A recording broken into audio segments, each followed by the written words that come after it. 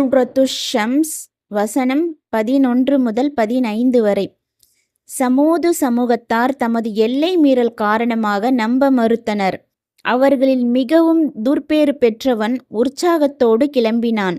அப்பொழுது அல்லாஹ்வின் தூதர், அல்லாஹ்வின் இந்த ஒட்டகத்தையும் அது நீர் அருந்துவதற்கு ஒதுக்கப்பட்ட தினத்தையும் விட்டுவிடுங்கள் என்று அவர்களிடம் கூறினார். ஆனால் அவர்கள் அவரை நம்ப மறுத்தனர். ஆகவே அதை அறுத்தனர். எனவே அவர்களது பாவத்தின் காரணத்தால் அவர்களுடைய இறைவன் அவர்கள் அனைவரையும் சமமாக அடியோடு அழித்தான். அதன் பின் விளைவுகள் குறித்து அவன் அஞ்சவில்லை. இங்கு உயர்ந்தோன் அல்லாஹ் முதலாவது வசனத்தில் சமூது சமூகத்தார் குறித்து தெரிவிக்கின்றான். அவர்களிடம் இருந்து வந்த எல்லை மீறல், அநீதி ஆகிய காரணங்களால் அவர்கள் தம்முடைய இறைதூதர் சாலிஹ் அலை அவர்களை நம்ப மறுத்தனர். இதையடுத்து அவர்களுடைய இறைதூதர் அவர்களிடம் கொண்டு வந்த நல் வழியையும் தீர்க்கமான விஷயத்தையும் கூட தம் உள்ளங்களில் நம்ப மறுக்கும் நிலைக்கு அது அவர்களை கொண்டு சென்றது. துர்பேறு பெற்றவன் துள்ளிச் சென்றான். அடுத்த வசனம் அவர்களில் மிகவும் துர்பேறு பெற்றவன் உற்சாகத்தோடு கிளம்பினான் என்று குறிப்பிடுகின்றது. அதாவது அவன் அந்த கூட்டத்தாரிலேயே மிகவும் துர்பேறு பெற்றவன் ஆவான். அவன் பெயர் குதார் பின் சாலிஃப் ஆகும்.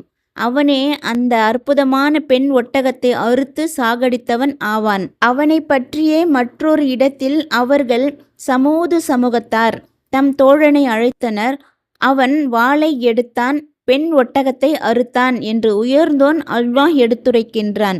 அத்தியாயம் 54 வசனம் 29. அந்த மனிதன் தன்னுடைய கூட்டத்தில் பலசாலியாகவும் மதிப்பு மிக்கவனாகவும் குடும்ப பின்னணி உள்ளவனாகவும் செல்வாக்குள்ள தலைவனாகவும் இருந்தான். துர்பேறு பெற்றவன் உஹைமிர். அப்துல்லா பின் சம்ஆ ரதியல்லாஹு அன்ஹு அவர்கள் கூறியதாவது, ஒருமுறை அல்லாஹ்வின் தூதர் ஸல்லல்லாஹு அலைஹி வஸல்லம் அவர்கள் உரையாற்றினார்கள்.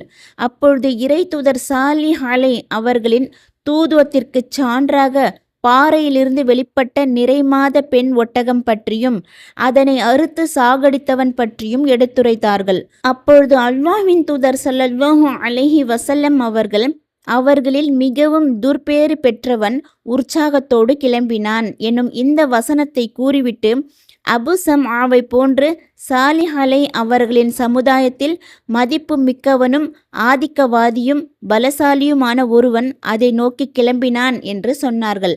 அம்மார் பின் யாசிர் ரதியல்லாஹு அன்ஹு அவர்கள் கூறியதாவது, ஒருமுறை அல்லாஹ்வின் தூதர் ஸல்லல்லாஹு அலைஹி வஸல்லம் அவர்கள் அலி ரதியல்லாஹு அன்ஹு அவர்களிடம், மனிதர்களில் மிகவும் துர்பேறு பெற்றவர்கள் யார் என்று உமக்கு நான் அறிவிக்கட்டுமா என்று கேட்டார்கள்.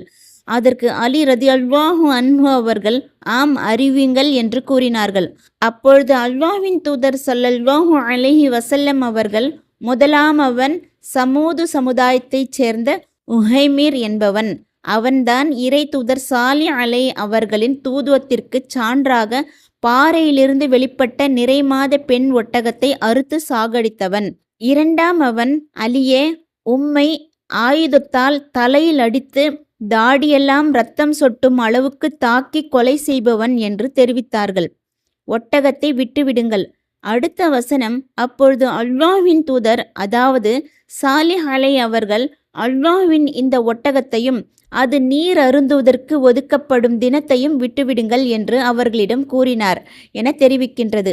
அதாவது அல்லாஹ் உருவாக்கிய அந்த பெண் ஒட்டகத்திற்கு தீங்கு விளைவிக்கும் விஷயத்தில் நீங்கள் எச்சரிக்கையாக இருங்கள். அது நீர் அருந்துவதற்கு ஒதுக்கப்பட்ட தினத்தில் நீங்கள் எல்லை மீறாதீர்கள். ஏனெனில் அது நீர் அருந்த அதற்கென ஒரு முறை நாள் உண்டு. அவ்வாறே நீங்கள் நீர் அருந்த உங்களுக்கென்று ஒரு முறை நாள் உண்டு என்று கூறினார். அறுத்தனர், அழிந்தனர். அடுத்த வசனத்தில், ஆனால் அவர்கள் அவரை நம்ப மறுத்தனர், எனவே அதை அறுத்தனர் என்று உயர்ந்தோன் அல்லாஹ் தெரிவிக்கின்றான். அதாவது சமூது சமூகத்தாரிடம் இறை தூதர் சாலிஹ் அலை அவர்கள் கொண்டு வந்த இறைச்சான்று விஷயத்தில் அன்னாரை அவர்கள் நம்ப மறுத்தனர். அதையடுத்து அவர்களுக்கு சான்றாகவும் அவர்களுக்கு எதிரான ஆதாரமாகவும் பாறையிலிருந்து அல்லாஹ் வெளிவரச் செய்த நிறைமாத ஒட்டகத்தை அவர்கள் அறுத்து சாகடித்தனர். அடுத்த தொடர், எனவே அவர்களது பாவத்தின் காரணத்தால் அவர்களுடைய இறைவன் அவர்களை அடியோடு அழித்தான் என்று குறிப்பிடுகின்றது. அதாவது அவர்கள் மீது அவர்களின் இறைவன் கோபம் கொண்டு அவர்களை அழித்தொழித்தான். அதற்கடுத்த தொடர் அவர்கள் அனைவரையும் சமமாக என்று சொல்கின்றது. அதாவது அவர்கள் அனைவர் மீதும் அல்லாஹ் தண்டனையை ஒரே விதமாக இறங்கச் செய்தான். கதாதா ரஹ்மத்துல்லாஹி அலைஹி அவர்கள் கூறியதாவது, சமூது சமூகத்தைச் சேர்ந்த ஒட்டக கொலையாளி உஹைமீர் என்பவனுக்கு அந்த சமூகத்தில் உள்ள ஆண்கள் பெண்கள் என சிறியவர் முதல் பெரியவர் வரை அனைவரும் உடன்படாத வரையில் அவன் அந்த ஒட்டகத்தை அறுத்து சாகடிக்கவில்லை.